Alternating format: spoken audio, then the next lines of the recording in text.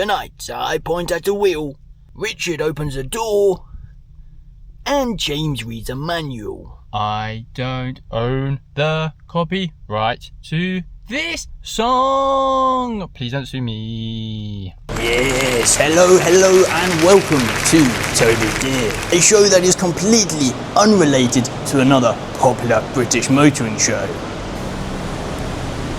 Now let's introduce our host. I am Jeremy Clutchinson and I will be joined by Richard Handbrake and also...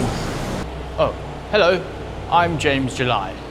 Now that we have our hosts, we need a challenge, and we were told to meet at a land far, far away. Yes, this is Australia, a country so big it makes Piers Morgan's ego look small. Now the producers set us the challenge of buying a van that we could put lots of items in for an upcoming challenge that we do not know. And we let James buy the van. Don't want to go too fast. Oh my god. Right, nice and carefully. James, it's tiny. James, you blithering idiot. It's even smaller than me. Put it into park, handbrake on, ignition off, and eject the seatbelt. Gentlemen, let me present to you the Toyota Estima. James, what have you done? Shut up, handbrake and Clutchinson. I have followed the guide. This is a 2.4 Japanese people mover, and it can fit loads of stuff in it. We were told to buy a van. You've bought an old taxi. How are we going to do any challenge with this pile of junk? Gentlemen, ye of little faith. If this does not work, then I will eat a didgeridoo. Well, it's too late now, so I suppose you better show off the car. This is a 2005 Toyota Estima, imported in from Japan, and with it being over 20 years old, it is too old for Leonardo DiCaprio to date. And inside the cockpit it has many great features, such as a steering wheel and windows. It also comes with lots of great gadgets, for example a stereo system which has a CD player for music of the past. It also has all kinds of gadgets like this button here that does absolutely nothing. But most importantly, it has beautiful handcrafted Japanese trim. Toyota knew this would be a problem and everyone would be trying to steal it. Therefore, they designed for it to be taken off. Take it with you into the supermarket. Yes, now let's talk about the exterior of the car. Now, it might look a little bit rubbish. However, it does have the word premium on it, and therefore that overrides all of the rust and scratches. It also has aggressive body kit on it, which is very sharp and therefore can act as an anti-hippie device. Now, being in Australia, you will inevitably get one of those smelly van life people come and talk to you about becoming vegan. Well, you can use the body kit to hit away the dirty, smelly, long armpit head, van life, vegan, horrible, smelly, long armpit head, dirty, hippie.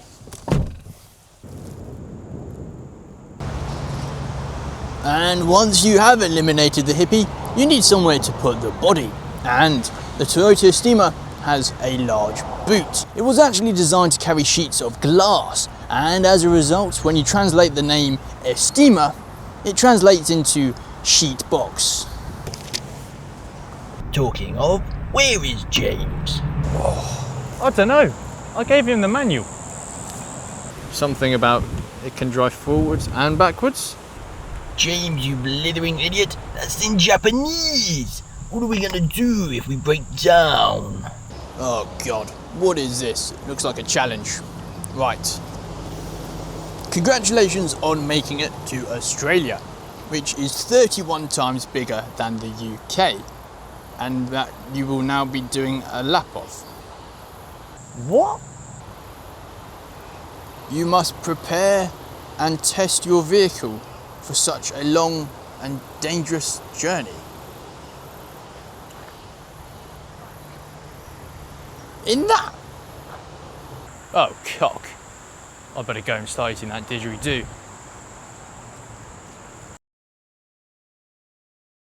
Hello, I am the weirdo in that sketch, and this adventure, travelling and doing a lap of Australia, was inspired partly from watching hours of Top Gear as a kid. And I've always wanted to do something like that, and well, I moved to Australia. Didn't particularly love the area that I moved to. I moved straight to the Gold Coast, I got a job straight away, and I was like, I kind of regret not doing the travel first. However, I don't really have the money to do all that travel. So this is the cheapest way to do it and to see as much of Australia on a budget. But I thought I would dedicate the rest of this video to actually talking about the car. So what is it? It is a 2005 Toyota Estima. And at the time of recording this, so I bought it, it currently has 225,000 kilometers. And I'll put the equivalent of miles here. So yes, it's an old car with a fair bit of mileage and a fair bit of issues as well. Now, you might be wondering, how did I get this car? Well, I got it from a very reputable Facebook marketplace. Yeah, everyone warned me not to go with Facebook Marketplace, but there are so many good deals on there, and this was a really good deal. I saw it, I messaged the people straight away, and they bought the car. I managed to call up like 5-10 different garages, asked for a pre-purchase inspection. Someone was able to come and do it, and they spent an hour and a half on the car, and they rated it poor. His words were literally, if I was in your situation, I would not buy this car. So what did I do? I bought it, obviously. Now, most of the issues were just cosmetics and the brakes. The brakes were the biggest issue. So I've had to get all the brakes replaced and all the rotors. I've also got the AC fixed. That needed a regas, although it's still not great. So the current AC system is the windows. It needed a full coolant flush as well. And then the cosmetic stuff I did myself. The headlights were really oxidized, so I went to Bunnings, I bought the sandpaper and the clear coat, and I sanded that. Also sanded off part of my finger while doing that, wear gloves. And then got the windscreen wipers done as well, and just other bits and bobs, got a full service. So in theory, it is now ready for the road. Now, when looking at what car to buy for a road trip, everyone recommends Toyota because they are really cheap and they are really reliable, and every mechanic pretty much in Australia knows how to fix a Toyota. So if you're in the outback and you break down, then someone should be able to fix it pretty easily. However, this is a Japanese import, which means it is more difficult to repair. You see, you have the Tarago, which is the Australian version of the car, and then you have the Estima, which is the Japanese one, and the Japanese one is more luxurious. For example, it's got premium features like this sunroof here and cruise control and other bits and bobs.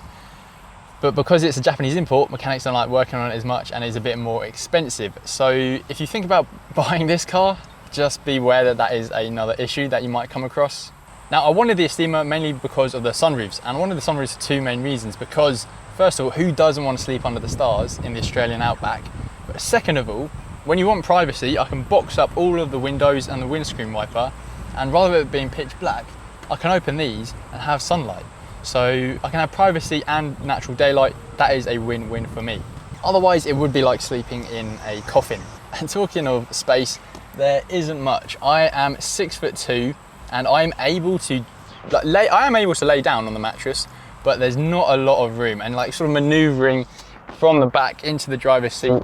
You know, we're doing twister, we're doing all kinds of weird movements, but we're making it work. I've been in the van for 3 days now at the moment of recording this, and it's hot. That's the one thing. It's a black car, so it absorbs a lot of heat, but also the AC doesn't work. And then at night as well, I want my privacy. I don't want to leave the windows open for my own safety. So the condensation, and it just gets really hot. I do have a little fan and that helps, but blowing warm air on you isn't really much help at all. I realise I haven't even actually talked about the lap yet. So I'm doing it clockwise. So I'm starting in the Gold Coast and I'm working my way down all like the big stops like Sydney, Canberra, Melbourne, going to Adelaide, and then I'm going to drive through the middle rather than do Perth, because doing Western Australia, it pretty much doubles the journey and it also doubles everything. So I was like, I can just fly to Perth another time. So I'm just going to drive through the middle, Alice Springs, up towards Darwin, and then Darwin and Cairns, which are some of the hottest and most humid places. I'm doing them in the winter, which will means it's more comfortable. But the car also came with a lot of camping equipment included, and therefore it means I didn't have to do any work. And also I didn't have any tools in Australia.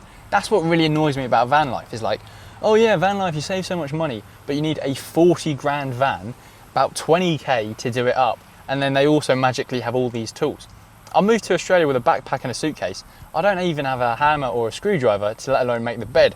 So let's go for a little tour. I'll show you around. So on this side of the car, when you get out, we have, it's locked. I'm not going to show you how you open it. I don't want anyone to steal my van. Anyway, ta-da! We have, look at this, we have a microwave. Hell yes, that is how I will be doing most of my cooking. I can't be bothered with a gas stove. I have got a stove, but honestly, I can just buy microwavable meals and just microwave them. For time and convenience, it's so much easier.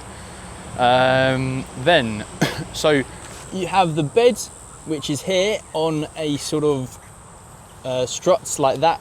So it's just a wooden bed frame with a pretty thin mattress. So that means I have all the storage under here. Sorry, it is an absolute mess at the moment.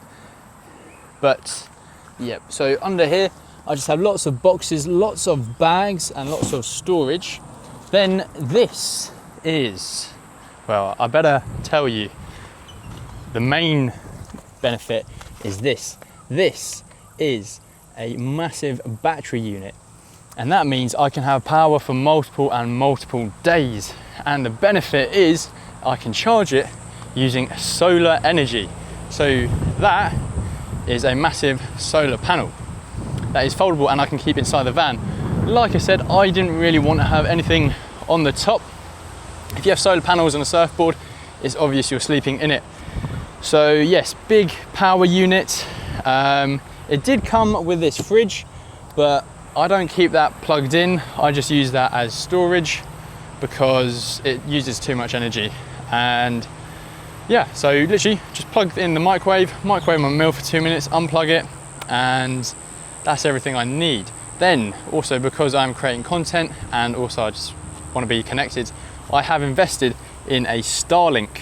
And like I said, the good thing is with having the sunroofs, I can open up the sunroof, put that on there, so even when it is raining, or I could technically drive with it as well and have internet while I'm driving, that is there getting me internet. So it's a pretty good setup, I think. Not bad for such a small car. Obviously if I had a van, it'd be a lot bigger, but a lot more expensive.